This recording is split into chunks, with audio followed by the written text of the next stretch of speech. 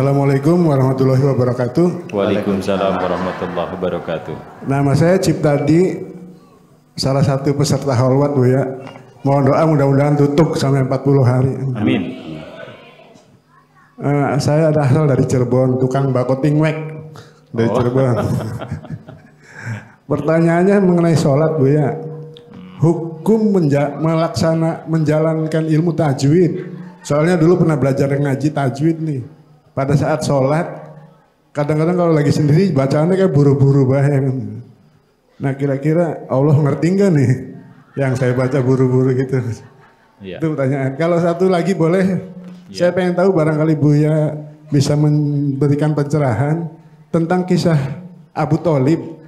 Paman Nabi sendiri nggak mau masuk Islam. Kira-kira dialog atau alasan Abu Thalib nih apa ngomong ke Kanjeng Nabi?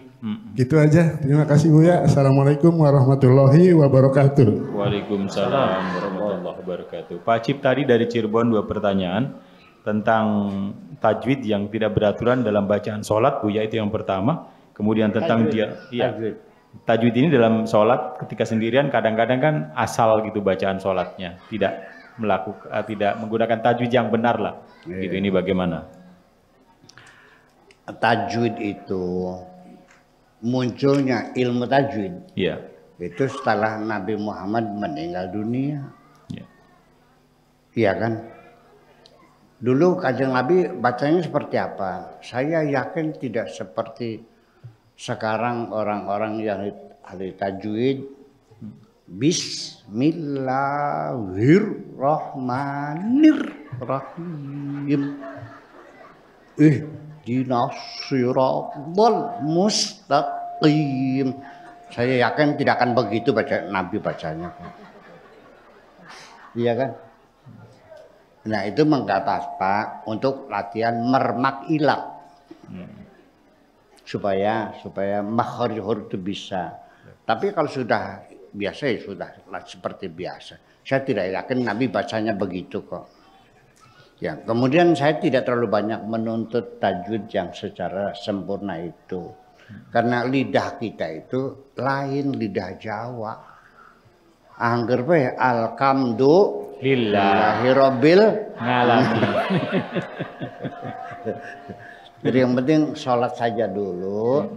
Tajwid gampang sambil berjalan sambil ya jangan belajar dulu. Nanti kalau sudah pinter baru sholat. Jangan, sholat aja dulu sambil belajar. Sesimpeti mas sementara simpeti 42 sanjung sebebdin. Ya kan begitu. Ya bagaimana? Ngaji udah, ke kempek udah. Ya kan? Tetapi akhirnya tetap pelok. Ihdinas sirat alot. Ya wis. Saleh sapa? Ya bakal belajar wis pelo angger tempo kena pangeran. Bukan digawe ilat pelo. Iya. Sing gawe ilat siapa? Tadi sing salah siapa? Udah gitu aja kok ya. Udah laksanakan sebisanya.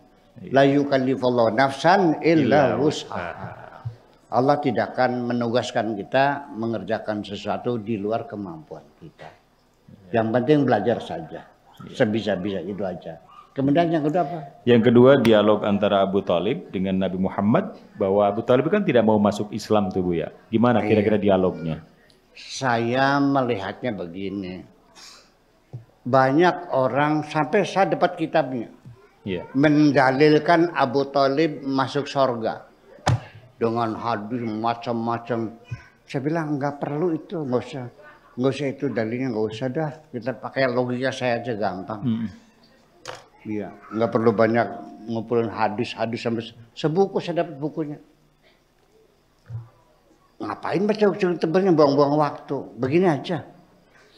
Abu Thalib itu membela Kanjeng Nabi Muhammad Shallallahu Alaihi Wasallam. Tetapi kenapa tidak masuk Islam?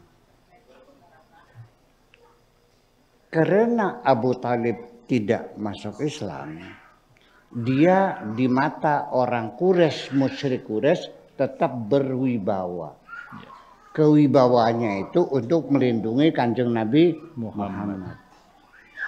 Kalau Abu Thalib menyatakan Islam terbuka, dibantai bersama Nabi Muhammadnya, paham nggak? Paham? Ya. Itu mah strategi aja supaya bisa melindungi Kanjeng Nabi Muhammad.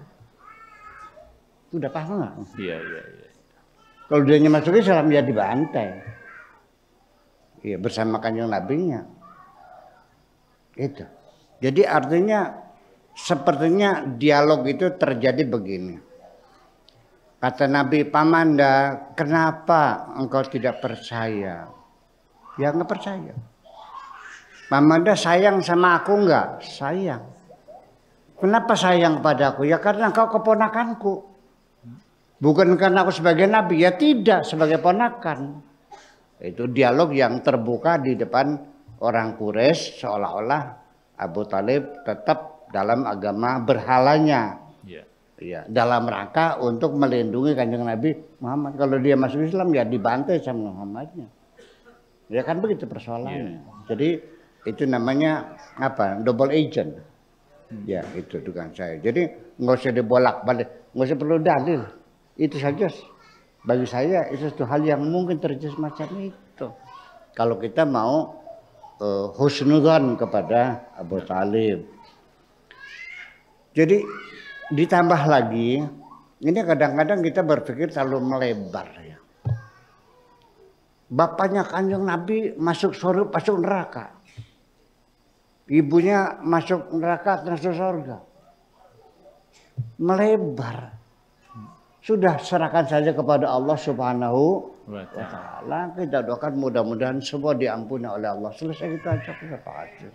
Iya kan, buang-buang tenaga. Kita juga nggak tahu. Saya kan nggak tahu. Saya sampai detik ini saya tidak tahu saya nanti masuk surga atau masuk neraka. Saya nggak tahu kok. Siapa bisa memastikan?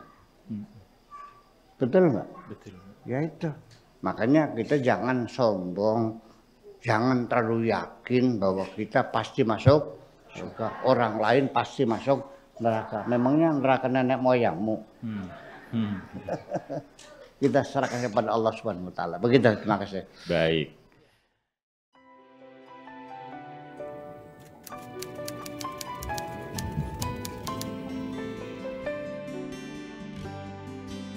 Aku hanya ingin berbagi kebahagiaan dan tidak menggurui siapapun. Terlalu sulit bagiku untuk menyalahkan siapapun. Akan tetapi apabila ada orang yang ingin mengisi raporku, tentu aku sangat gembira sekali. Dan kujamin aku tidak akan sakit hati sedikit.